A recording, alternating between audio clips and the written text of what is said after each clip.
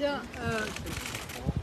mesdames et messieurs, j'ai souhaité aujourd'hui venir exprimer ma solidarité à l'égard des forces de l'ordre qui se sont retrouvées confrontées une fois de plus à des émeutes qui aujourd'hui se propagent dans l'ensemble de la ruralité. Nous avions prévu ce phénomène, ces émeutes qui étaient régulièrement le fait de banlieues de grandes villes, ont commencé à gangréner les villes plus petites. Aujourd'hui, ce sont les villes moyennes. Alençon, 25 000 habitants. Hier, Audincourt, dans le Doubs, 15 000 habitants.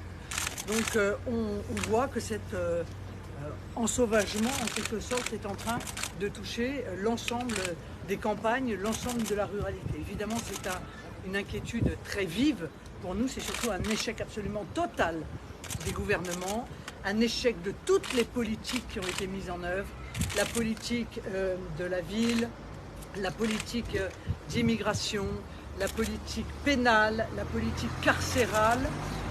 Il est donc très urgent de passer un coup de vis pour que cesse cette insécurité permanente dans notre pays. Je viens de l'étranger, je peux vous dire qu'à l'étranger, ce genre de phénomène ne se déroule pas. Voilà, ça, c'est une certitude. C'est presque devenu une spécialité française que de laisser ces émeutes, qui sont des guet-apens, se dérouler. Nous avons entendu, puisqu'un certain nombre de vos confrères sont allés interroger les délinquants et les criminels, eh bien, il s'agissait ici de monter un guet-apens pour pouvoir attaquer la police et pour pouvoir attaquer les pompiers. Gérald Darmanin n'a pas souhaité s'exprimer. Il a envoyé administrativement la préfète pour faire une déclaration clinique de la situation. Ça n'est pas ce que les Français attendent. Les Français attendent d'avoir une vision claire de ce que l'on va faire pour pouvoir écarter ces délinquants et ces criminels, protéger la société de leurs agissements et protéger bien entendu les habitants également de leurs agissements. Je pense qu'il y a évidemment, je vous le redis, toute une série de mesures à mettre en œuvre, rétablir l'autorité républicaine, permettre aux policiers et aux gendarmes de pouvoir rentrer dans ces zones de non-droit qui se multiplient sur notre territoire. Vous avez entendu ces délinquants dire on est chez nous, comme si c'était des zones non plus de non-droit mais de non-France, où la police et les pompiers n'ont plus le droit d'entrer.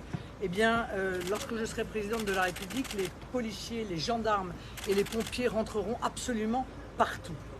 La sûreté des peines, la sévérité des peines, mais aussi la mise en œuvre d'articles comme l'article 227-17 du Code pénal pour pouvoir poursuivre les parents de ces mineurs, car pour beaucoup ils sont mineurs, qui ne respectent pas les obligations parentales qui sont les leurs et qui notamment se soustraient à leurs obligations d'éducation à l'égard de leurs enfants.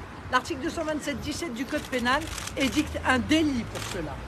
Et ce délit est passible de 2 ans de prison et de 30 000 € d'amende. Il est très largement temps de mettre en œuvre l'application de cet article pour que les parents des délinquants et des criminels comprennent qu'on ne laisse pas des mineurs à 1 h du matin venir jeter des cocktails Molotov sur les policiers ou sur les pompiers. Il va falloir évidemment également mettre en place toute une série de mesures visant à supprimer les allocations familiales des familles de délinquants, mais également les expulser des logements sociaux. Il n'y a plus aucune raison pour que la société fasse preuve de la moindre mansuétude à l'égard de comportements de ce type, qui sont des comportements qui pourrissent la vie des citoyens honnêtes dans notre pays. La police exprime évidemment son inquiétude, comme les maires. J'ai eu le maire au téléphone qui m'a bien entendu exprimer sa vive inquiétude, à qui j'ai passé un coup de téléphone en même temps républicain et constructif, Nous avons pu évoquer les caméras de visiosurveillance qui sont dégradées évidemment par les délinquants. Nous avons évoqué le manque de personnel pour la police. Nous avons évoqué le déficit de renseignement territorial qui s'enregistre absolument partout sur le territoire. Nous ne laisserons pas les violences urbaines s'aggraver et nous ne laisserons pas les violences dans la ruralité se développer. Voilà, mesdames et messieurs, je suis bien entendu à votre disposition pour répondre à vos questions. Madame